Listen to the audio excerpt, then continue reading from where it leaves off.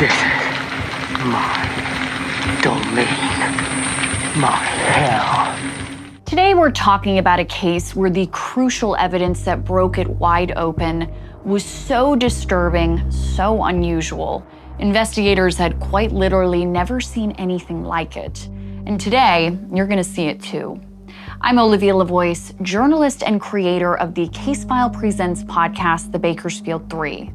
I've teamed up with Casefile to bring you some of their most memorable cases in a visual format.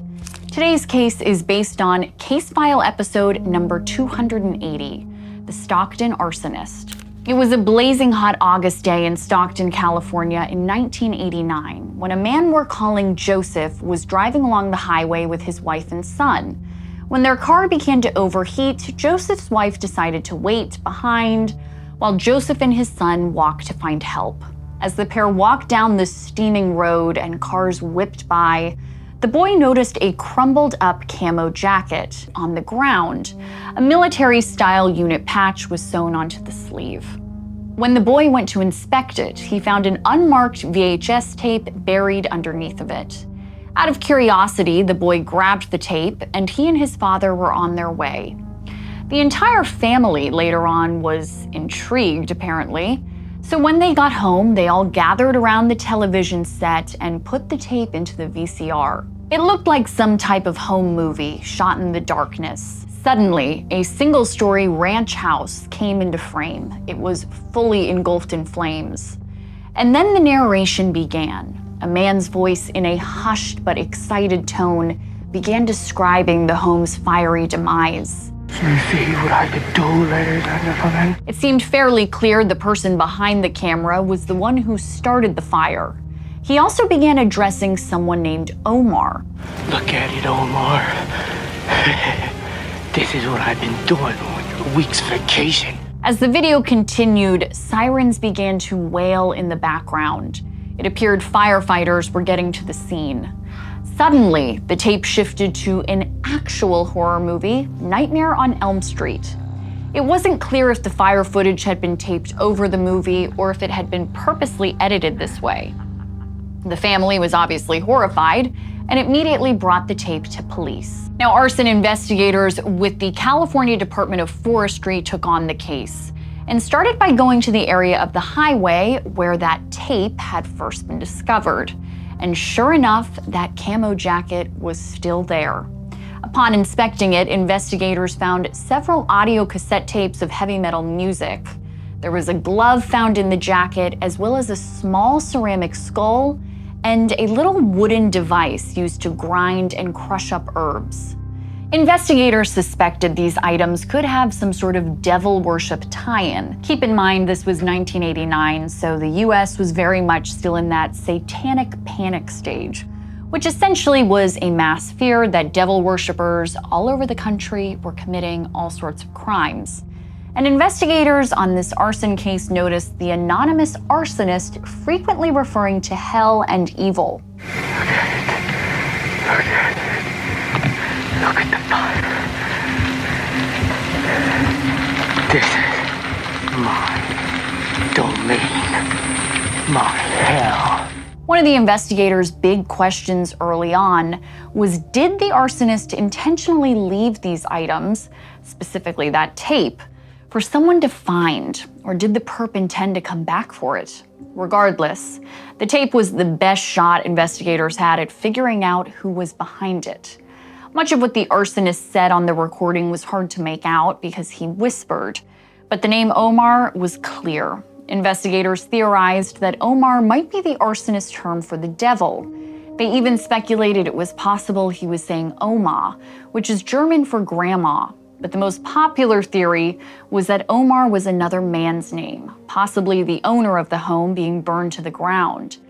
With the likely significance of the name Omar, investigators began referring to the fire as the Omar Fire. One of the biggest initial obstacles was not knowing where the home that had been set on fire was located. If they could only get an address, they might just be on their way to solving the case. The home in the video appeared to be a single-story ranch-style home that was under construction.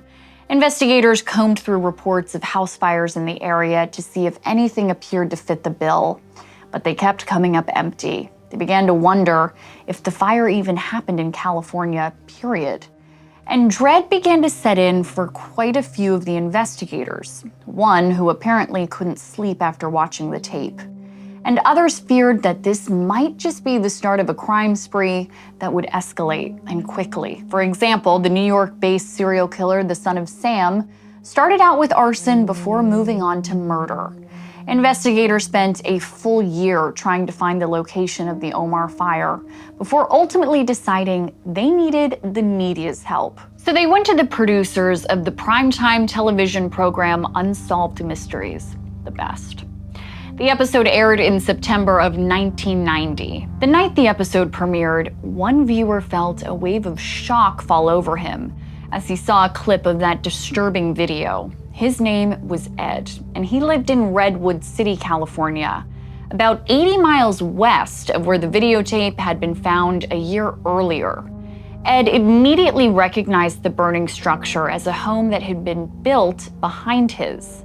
It had been under construction when the fire was set 2 years earlier in August 1988.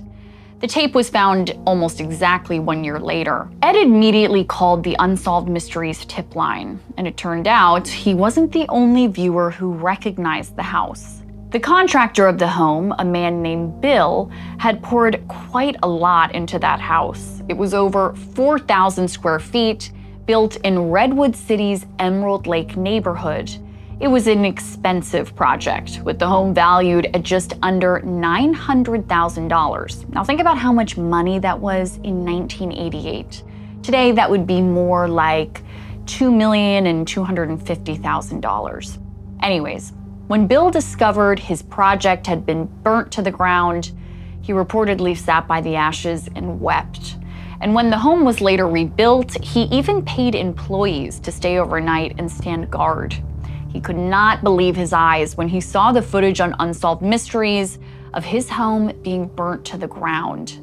Bill and Ed were two of 1,600 tipsters to call into Unsolved Mysteries. Many people from across the country called in to report fires in the area they thought were similar to the Omar fire. But a few phone calls from San Mateo County, California stood out the most. Now, 3 years earlier, in summer 1987, that was when it began for Emerald Lake Hills neighborhood in Redwood City, when they began experiencing a slew of fires. All were determined to have been started from gasoline and Molotov cocktails. As many as 30 fires were thought to be connected to the attacks. Most of the homes set on fire burned out naturally before causing any significant damage to the structures. But a few of the fires destroyed homes under construction, including the home that was in the video. Now, back in 1987 and 1988, prior to the discovery of that videotape, investigators theorized that the arsonist was terrorizing the area because they were angry at the development of new homes in the previous rural area. Now, during this time, San Mateo County received federal funding for a new sewer system, which led to increased residential construction. It'd come at the perfect time, as the county was in the heart of the Silicon Valley, which was rapidly growing alongside the tech companies based there. So as more people moved to the area, more homes were needed, and the property value was rapidly increasing. In November 1988, a 100-year-old cabin was in the process of being turned into a luxurious home when it was burned down. Investigators discovered a message scrawled on a wall inside that read, quote, "Neighbors revolt. Please, no more new houses." And now, investigators in San Mateo County believed that investigators 80 miles away in Stockton were looking for the same arsonist they had been looking for the last couple years. And get this, when firefighters got to the scene of what would later be called the Omar fire, they set up their own video camera to record it for training purposes. So comparing their footage was even more confirmation that the two jurisdictions were in fact investigating the same case. It also confirmed that firefighters had been standing just feet away from the arsonist as he made his home movie. The put it out. Now, the Unsolved Mysteries episode had uncovered the location of the fire, but there was another crucial tip that came in from a woman named Doris who lived near the home that burned down in the Omar fire. And the name Omar jumped out to her immediately. See, the family that lived next door to her had a 17-year-old son named Omar, who was no stranger to getting in trouble. When authorities went to question the teen, he almost immediately broke down and explained he had a friend that was 2 years older than him, and together, they had started the fire and filmed it. Omar explained that he decided to remain silent while his friend narrated the blaze. Now, the friend was a 19-year-old named Jason, which is not his real name. Instead of investigators immediately bringing him for questioning, they decided to place him under surveillance. And it just so happened that as they did that, Jason's garage burned down. And as investigators combed through the rubble, they found knives and saws that were stained with blood. Yep. And mutilated animal remains. They also found a Freddy Krueger mask, the villain from Nightmare on Elm Street. And if you're not super familiar with the film, here's a recap. The evil spirit of Krueger seeks revenge on a group of teens after he's burned alive in a boiler room in a fire that was set with Molotov cocktails.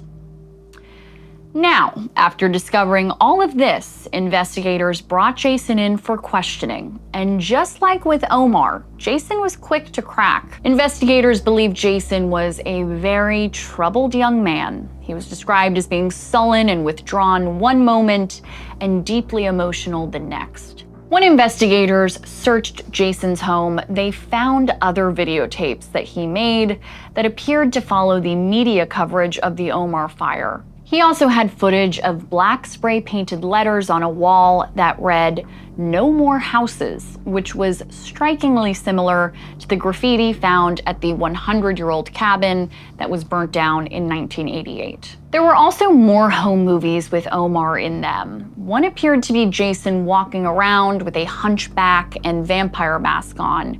He snarled at the camera with an upside-down cross painted on his forehead. I'm on my way to get that fat son of a and I'm gonna kill him. I'm hungry tonight.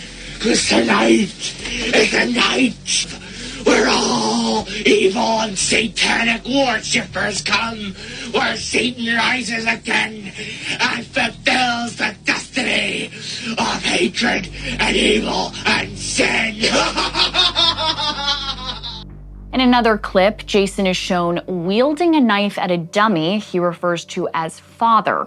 Jason then asked the dummy how it was doing and then said, quote, "Hope you're doing real good," then stabbed the dummy in the chest and used the knife to slice its head off. Another video showed Omar and Jason playing some type of war-style game in a rural area that investigators believe to be the Emerald Lake Hills neighborhood, which is where they had now admitted to burning down at least one home.